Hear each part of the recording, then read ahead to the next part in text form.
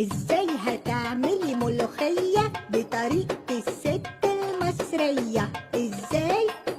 انا بقى اقولك النهارده هنعمل مع بعض الملوخيه الخضراء بطريقه سهله وبطعم زمان، مع كل الاسرار اللي هتخلي لونها اخضر وقوامها مظبوط.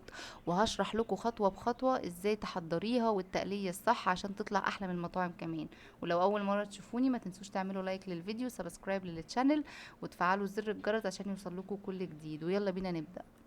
هتجيبي الملوخيه الخضراء بتاعتك وهتقطفيها زي ما انتوا شايفين، وانتي بتقطفي الملوخية هتسيبي فيها عنقود بسيط زي ده عشان الملوخية ما تسقطش منك وتلف معاكي. دي اول حاجة ومهمة قوي بجد. هنروح بقى ننقع الملوخية، هنسيبها شوية وهرجع لكم. هنا بقى بعد ما نقعنا الملوخية وغسلناها كويس قوي هنسيبها تتصفى شوية وهرجع لكم. هنا الملوخية خلاص كانت اتصفت تماما. هنحط فيها بقى فلفل حامي، فلفل رومي، اي فلفل عندك تحبيه، بس لو حطيتي حامي مش هيأثر خالص لانها مش هتبقى مشطشطة خالص، بس بيديها لون حلو وطعم حلو في نفس الوقت. يعني الفلفل هنا بجد بيوديها في حتة تانية. هنبدأ بعد ما نخلص بقى تقطيع الفلفل هنعمل الملوخية بالمخرطة. وهنا معانا الملوخية هي بعد ما اتعملت بالمخرطة. معاكي بقى الشوربة، انا هنا معايا شوربة لحمة، انتي بقى شوربة فراخ، شوربة لحمة، شوربة ماجي، اي حاجة عادي مش هتفرق خالص. هتقلبي الملوخية يا بالشوكة يا بالمضرب بتاع البيض. لو هتقلبيها بالشوكة بتتقلب بالطريقة دي عشان ما تسقطش منك. هننزل بقى بنص مكعب من الماجي، مش عايزة تحطي ماجي براحتك.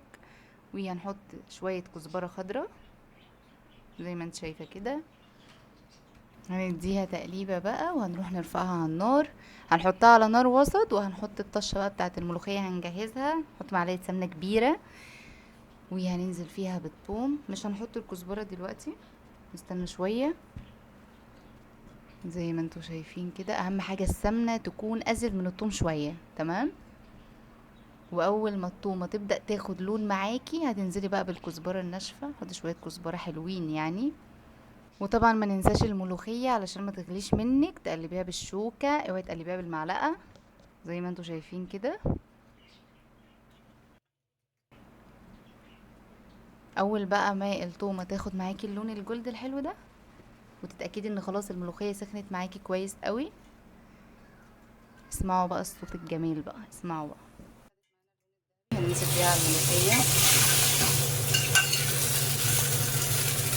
بعد بقى ما طشينا الملوخية. شوفوا لي بقى اللون والحلاوة. بصي بقى القوام وبصي بقى اللون الاخضر.